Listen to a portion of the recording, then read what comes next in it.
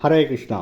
தெய்வத்திராச பக்திவேதாந்த சுவாமி ஸ்ரீல பிரபுபாதர் விரிவான பொருளுரைகளுடன் அழிய ஸ்ரீமத் பாகவதம் காண்டம் 3 பகுதி 1 பராமரிப்பு அத்தியாயம் 11 அணுவிலிருந்து தொடங்கும் காலக்கணிதம் பதம் 42 தத் ஆஹூர் அக்ஷரம் பிரம்ம சர்வ காரண காரணம் விஷ்ணோர்தாம் பரம் சாக்ஷாத் புருஷஸ்ய மகாத்மனக.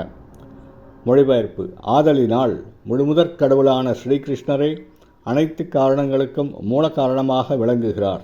இவ்வாறு விஷ்ணுவின் ஆன்மீக உறைவிடமானது எந்தவித சந்தேகத்திற்கும் இடமின்றி அழியாத தன்மை உடையதாகும். மேலும் இது அனைத்து தோற்றங்களுக்கும் மூலமாக விளங்கும் மகாவிஷ்ணுவின் உறைவிடமும் ஆகும்.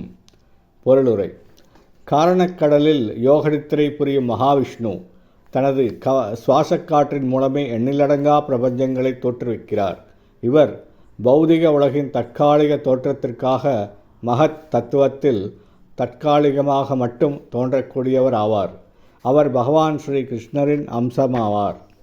அவர் பகவான் ஸ்ரீ கிருஷ்ணரிடமிருந்து வேறுபாடற்றவராக விளங்கிய போதிலும் இப்பூத உலகில் அவர் அவதாரமானது தற்காலிகமானதே ஆகும். முழுமுதற் கடவுளின் உண்மை வடிவானது விஸ்வரூபம் ஆகும். மேலும் அவர் வைகுண்ட லோகத்தில் விஷ்ணுலோகம் நித்தியமாக உரைகிறார். மகாத்மன என்று இங்கே பயன்படுத்தப்பட்டிருக்கிறது. இது மகாவிஷ்ணுவையே குறிக்கிறது. அவரது உண்மையான தோற்றம் ஸ்ரீ கிருஷ்ணரே ஆவார். இவரே பரமம் என்றழைக்கப்படுகிறார்.